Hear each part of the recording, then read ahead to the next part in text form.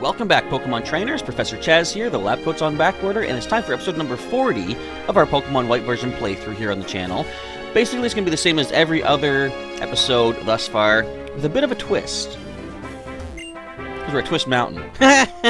Anyway, in the last episode we made it here to Twist Mountain. We battled Skyla. We got ourselves the Jet Badge, allowing Pokemon, I think, to level 70 obey us, which is not a concern. We're nowhere near close to that just yet.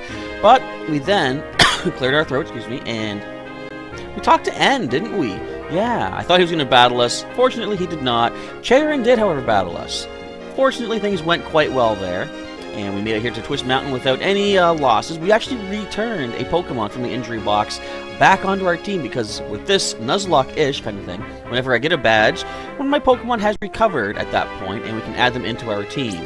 So let's start off with who we have before we get moving on into the mountain. I should probably go, yeah, you know what? I'm going to go back and heal. But first, we'll do the recap.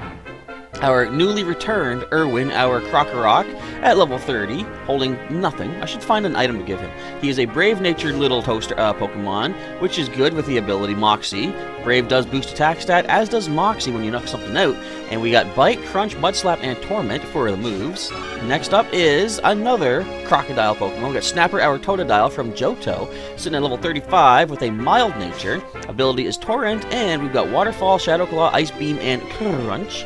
Next is our Witwicky at level 35 from the Celestial Tower here in Unova, holding the Spell Tag to power up Ghost-type moves. He's an impish little Pokemon with Flash Fire ability. We have Flame Burst, Hex, Nightshade, and Will-O-Wisp for the moves. Next is our Rash-natured starter, Seaward, our Dewott at level 36, holding the Mystic Water. He has Torrent ability. He needs to heal. Check that HP out. He's got Water Pulse, X-Scissor, Grass Knot, and Aqua Jet. Next is Medusa, the Onyx, our MVP throughout this region thus far. I'm jinxing her safety, I just know it by saying that. Level 37 from Sinnoh. She's holding Eviolite, boosting those defenses nicely. A hardy nature with Rock Head ability. And we have Earthquake, Smackdown, Sandstorm, and Rock Polish.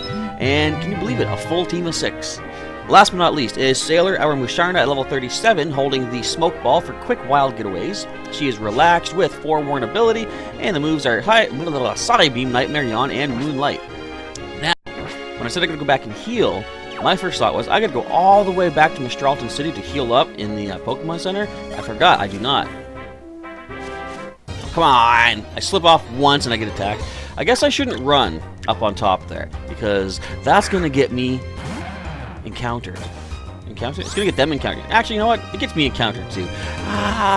You're kind of worth the experience. So let's switch into Witwicky. Let's get some damage off here. So it is currently Sunday. The day that you're watching this is the day that I'm recording this, unless you're not watching it on the day that it goes up. But it's Sunday morning, and don't leech seed me. I am this weekend trying to focus on Giratina raids in Pokemon Go. And I thought, you know what? I'm going to take it easy last night, Saturday night. I'm not going to work too hard on stuff. I'm just going to relax. And I thought, I can just get up early in the morning. Because the thing about my area, I probably mentioned this many times, I use the bus to get around. And the buses don't run that often on Sundays. So I have a lot of time in the morning and at night to be basically just locked to the house. And I thought it's a bad thing. It gives me more time to focus on stuff around here. But if I want to go for Giratina raids, I kind of can't. Not the whole time. That's what I think is weird about the raids. I mean, I guess it's not weird, but it doesn't fit in with my schedule particularly well. It's, I think around 6 in the morning is when the raids start to happen. And, we're going to get attacked. And they keep going until about 6:30 at night. Conquering the mountain means conquering your fears. Can you win against Pokemon that have conquered many? What? Sure. Let's do it. So, it's strange that the raids start that early.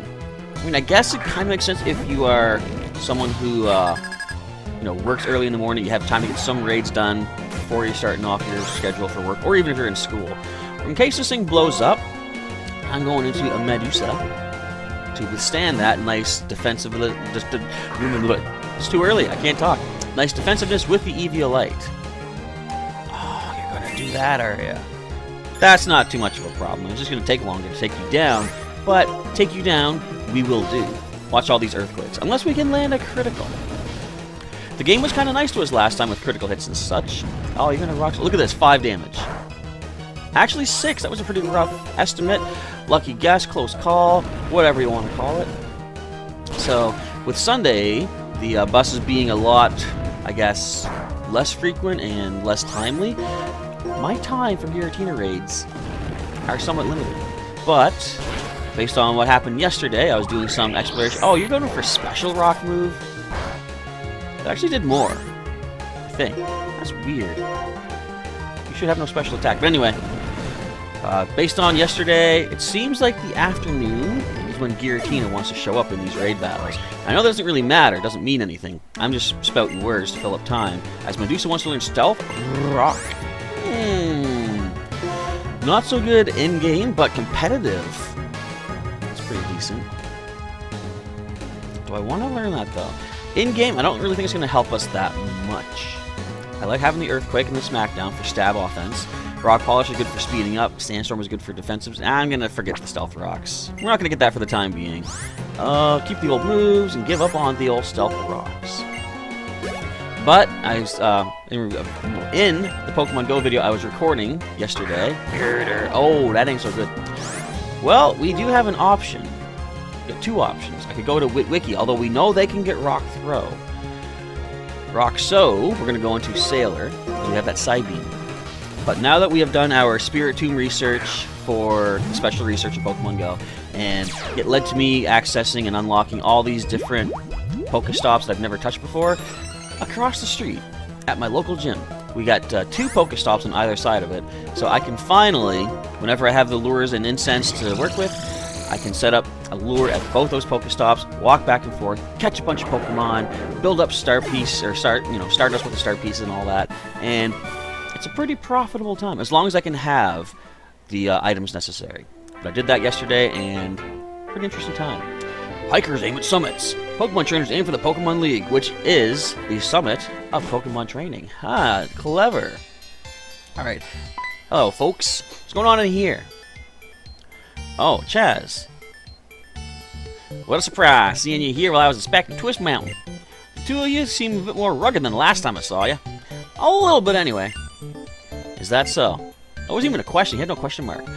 By the by, you folks seen that Team Plasma crowd lately? After all the trouble, we gym leaders met up and had a chat. But we got no clue where they are. It's like they're hiding under a rock. Well, not much to do but wait for them to move. Anyhow, this is none of your concern. I was going to tell you all about it just to fill up time.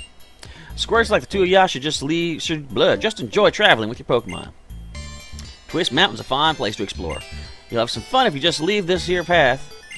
Well, better you just see it for yourself instead of listening to me yammer. We seeing you, Sprouts. Feel free to train yourselves on my mountain for as long as you'd like. You own a mountain? That must have cost a mountain of money. I thought he was going to get us involved in all that bother again, so I was bracing myself before I knew it. I'm going in first, but I'll be seeing you. So, didn't Skyla say Team Plasma was spotted here, or at least headed this way? Maybe. What? Just the last step! I mean, I do on experience points, so I'm not that upset, but really? I made it that whole way without an encounter. So, of course, obviously, Sailor is the way to go. Now, I do know, for a factoid, there is a doctor in here somewhere that does healing for you once you can beat him up. Let's see if I can track him down. Chip away? What? What are you chipping away at? Nothing. What are you trying to do? Trying to Frito-Lay me? Trying to Doritos me? What kind of chip is that? Microchip? What kind of chips are there? I guess, gaming chips, like card chips and stuff like that? Chocolate chips. That's the kind of chip that you want. What am I going on about chips for? I don't even know anymore. I see the doctor. He's down below. In winter, the appearance of Twist Mountain changes. When I see that, I feel a sense of relief. Now, if I wait about a month and a week before continuing our Pokemon White adventure, you can see the snow here. Do you guys want to see the snow? It's probably not that big of a deal. It actually does change the way you access different areas here in Twist Mountain. Actually, what's really neat... Now, I said before I kind of didn't like the season cycle for the fact that it's not really seasonal. It's like once every month the season changes as opposed to once every 3 months in real life. But what I do like is they... this area here, Twist Mountain, some parts of it get covered in snow and you can't access them during that part of the season. But what's kind of cool is while the snow is not here, There's also some parts you can't access, because when the snow has landed, there's a big snow hill that you can walk up and access a new door. Either way, both ways, both seasons. Oh, of course! I hate when that happens! You get enticed to go get something, and then this thing shows up. At least we can crunch this stuff. But anyway, yeah, long story short, the seasons do change areas you can access here. You can still get through the mountain, regardless of season, but certain items in certain locations. In fact, a location that has the icy rock that does evolve Eevee into Glaceon is in here, but I think you can only access it during the winter weather. Which makes sense, because, you know, it's an icy rock. Alright, let's fight. What you got? When I'm surrounded by rocks, my spirit goes up. I should have learned Stealth Rocks. This man was asking for them. Oh, I didn't even think. I'm sorry, sir. I didn't consider your needs and requirements, Daryl. Thank you for sending in a psychic type. I'll take some quick experience points for our Irwin, who does need some catching up. We lost. When did we lose him? It was a wild takedown from a herdier. It was in the cold storage, I believe. Yeah. So he's been out for a little while, but he is... Oh, Moxie's going to help us here, unless he sends in a fighting type. Let's switch. What a switch. Alright. Irwin at least gets some experience by seeing this thing. I wonder if we'll have another Woobat, because I could send Irwin back on in. A Rocky Slide, is it? Okay. Weird you would have went for that against our ground type. So, you know, I'm wondering if that's the case of the computer deciding to do something different than it would have done if I stayed in. As we all know, based on watching this playthrough, the computer has some very interesting interpretations of when its moves can be chosen. Level 32, Irwin, nice. You know what? I haven't considered teaching Dig from a TM, but I probably should have. Alright. We're not really using the Mud Slap. I mean, it comes in... Actually, no. It can come in handy lowering accuracy. I will replace Bite, since Crunch is more powerful. How... Okay, I was going to say, how is Dig only 60 power? They're 80. Okay, I thought it was 100. Anyway, more powerful than Bite. We will take that. And I think Dig and Crunch are both 80 power. Of course, Dig is a 2-turn move, so it might take a while to power that up. And a possible Exploder calls for a possible defensive Onyx coming on in. Nice thing about Boldore. Now, I said it's essentially a Gen 5 replacement for, you know, Graveler, the whole Geodude line. It's not that bad when you consider it's not ground type, so if this thing did happen to have Earthquake and went for it, we would not get the stab damage boosted against us, so I think we're okay to handle an Earthquake from these with our Onyx. Oh, no, Medusa can't fly. Rats. What's really funny is back in Gen 1, there was a TM for the move Mimic, and if you teach that, I think anyone could learn Mimic. What was really cool is basically you could mimic any move the opponent has just used. So, in theory, any Pokemon could have any move that the opponent has used, which I think is really neat. My spirits rise and fall. I'm just charmingly unpredictable. What was I going to say? Yeah, so basically an Onyx could have Fly. You could mimic the opposing Fly attack, which is kind of cool to think about. Okay, who needs a potions? No one really? I mean... Medusa's okay for now. If we can hold it till we can reach that doctor, it will be swell. Where do I go? I think there's an item up here. No, it's way out. Let's just see where this leads us anyway. This place can be pretty maze-like, so I might get lost and twisted and turned a little bit here. Let's fight. I love experience. Being with Pokemon is natural. Having a Pokemon battle is natural. Why don't we test whether that is true? You sound sure that it is. Why do you need testing? I mean, naturally, we're going to fight. Carol, don't ice type me. I want to use Irwin. So who can we use against? Oh, I know who we can use against this. We have a resistant type for just such an occasion. Do not have Water Pulse. I'm pretty sure I remember looking into this. I think Vanillish, or rather Vanillite, can be bred to have Water Pulse, which is not bad. An ice type that can learn water moves is good because it covers its fire weakness, its rock weakness. What else is it weak to? Ice has a lot of weaknesses. There's also steel fighting and fire. Actually, yeah, water covers its fire weakness as well. Fire, rock. Did I already say fire? Fire, rock, steel fighting. There's one more thing they're weak to. Why can I not think of this? Hang on, I'm gonna get this. Fire, Rock, Steel, Fighting.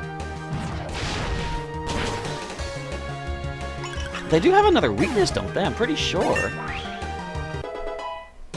I'm blanking.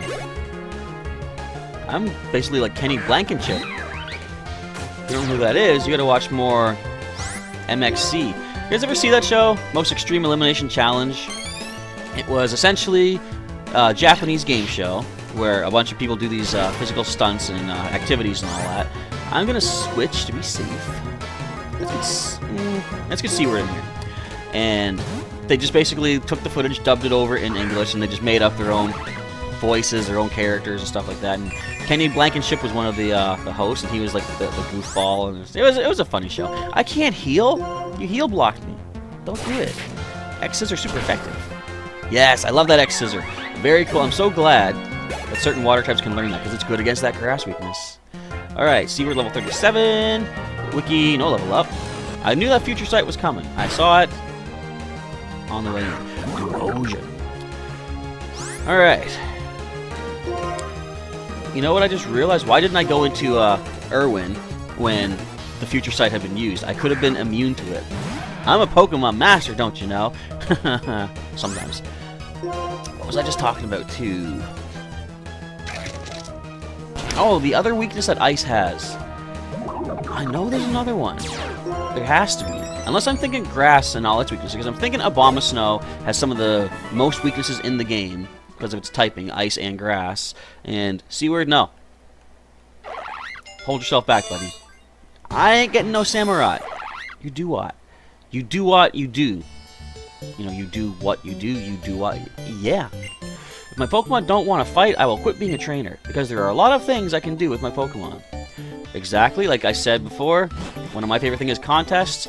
And I was reading this article online, and it was basically, it was talking about, I think, top 10, you know, they call it top 10 mistakes or errors in Pokemon Ruby and Sapphire.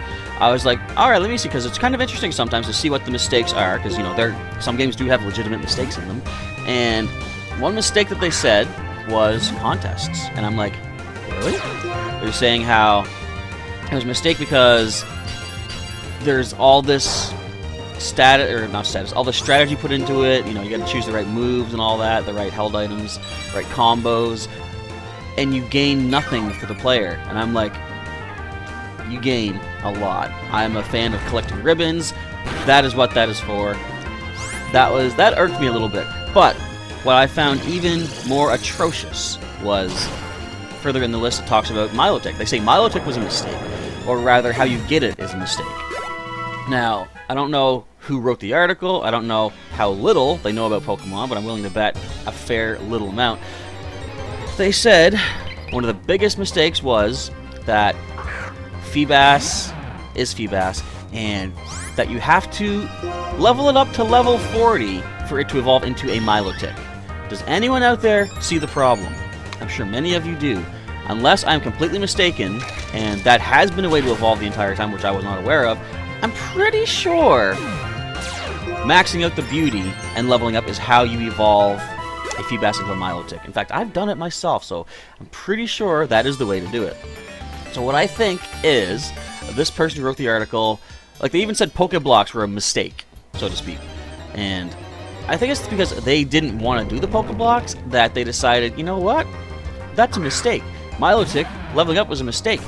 So, from what I can gather, and I have no clue if this is what is true or not, but it seems like they probably did no Pokeblock stuff until their their Feebas hit level 39. And then, for whatever reason, they maxed out their stats on it, or their attributes for contests, and then is when they happen to level it up.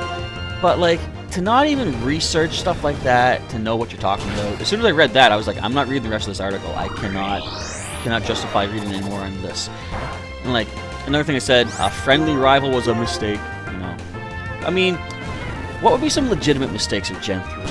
Oh, another one they said is too much water. Ha ha ha. Yes, we've all heard the memes, but they said that was a mistake, which I do not agree with. I thought it was kind of cool, you know. They made a legitimate point and they said HMs were, well, they said mistake. I felt maybe they were a little bit overused, for sure. But yeah, because like 3 of the HMs you needed in the 8 HMs of that series, or that time frame, were water type. So you needed 3 water HMs on your team. I want to know how the fighting Pokemon feel. That's why I fight too. That's me. I'm a battle girl. Hey, me too. I've got that medal in Pokemon Go. We can never get any higher. No, that's Ace Trader.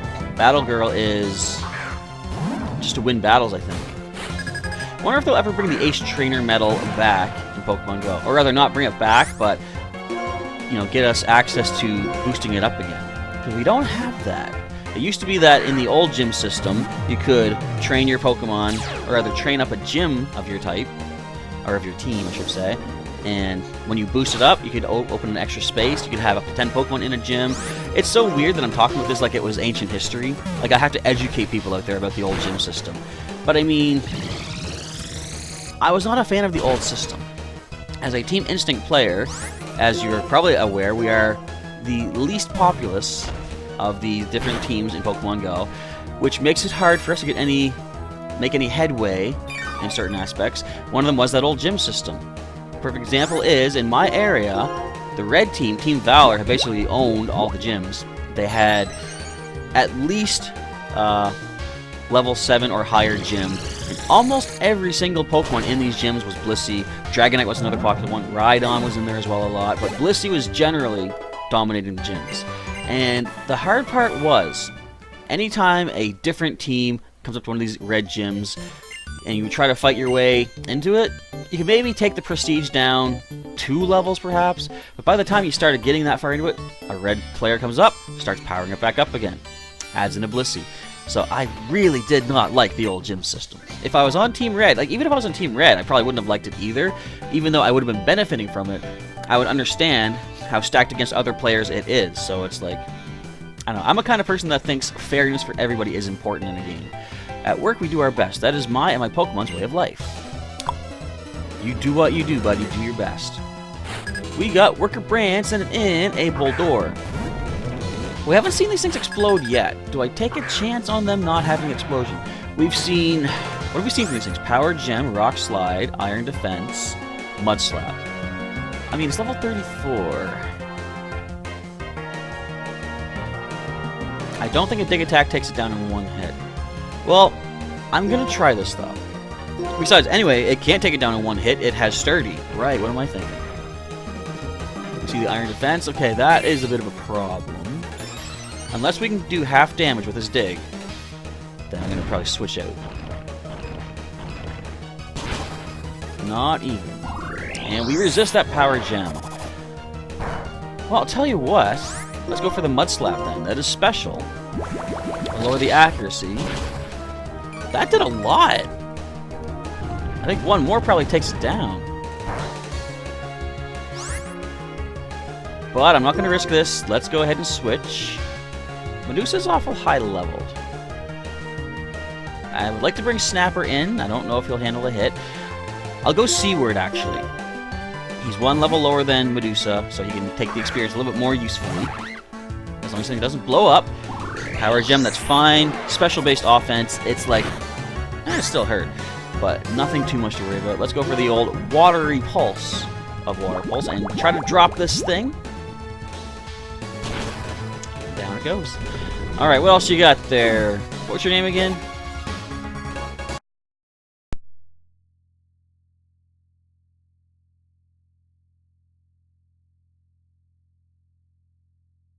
Water moves. 1 hit KO, please. Nice. Oh, critical hit. That might have mattered, actually. I'm not sure. We did our best, and this is the result? Yeah, I mean, don't feel bad. Type disadvantage is a thing. Well, I guess I'll go back to work, because my precious Pokemon are better at work. Where's the doctor? We're gonna go through here. We got time, I guess. As long as I don't get attacked by anybody. Oh, wait, let's get this. A Bug Gem. That might be good for Seaward. We do have X-Scissor. I don't want to get attacked. Oh, Stardust! Can I use that in Pokemon Go? Can you imagine if you can pick up Stardust in Let's Go Eevee, Let's Go Pikachu, and you can then send it into Pokemon Go? That'd be sweet. The number 2 trainer... Uh-oh. This is the 2nd strongest trainer on Twist Mountain. in for the fight of our lives against Heath. He's got himself a Swoobat. We've fought these things before. We know how fast they can be. This might be, I don't know, this might be the end. Actually, I don't like to look at that HP. He might be done for. I think we'd better bring in some of our big guns. Medusa comes in to reduce you to rubble, Swoobat. That is special, but we have our Eviolite. I ain't too concerned about that. Let's go for the Smackdown. Don't even do this. Come on. Medusa, you're not going to fall for this. You're too level-headed. You got this. You are a hardy Pokemon. You hardly notice this thing. That's going to be annoying, that Calm Mind. Well, this is going to take us to time for sure. Now, how many turns do we get attracted for? That's 2. That's 2. That's 100% effective right now. Let's see, do they go for a third 100% effective?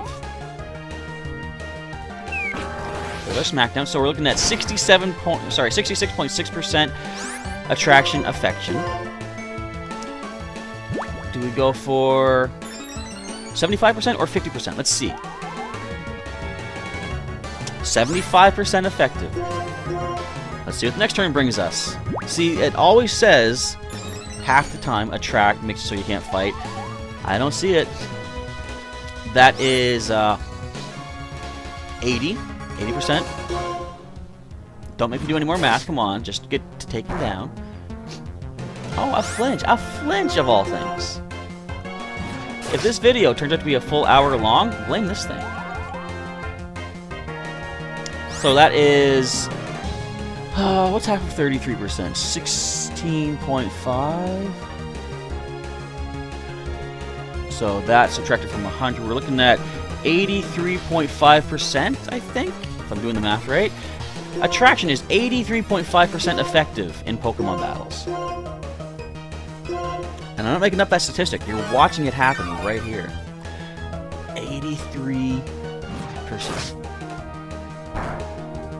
I'm not a fan of Attract. Because, you know, whenever I try to use it, which has been very rarely, but sometimes I do give it a try, it doesn't work for me. There we go. So, 2/7 less than 100% is how effective Attract actually is in-game. We now know that. We've learned a thing today here, folks. I'm a professor. I like to research. Get out of my face, second best trainer. Or should I say, third best. Got him. What do you say? From now on, I'll be the number 3 trainer. For your information, the number 1 is Clay. Well, I beat him too. Alright, but that's it for today's episode. We're going to save it up right here.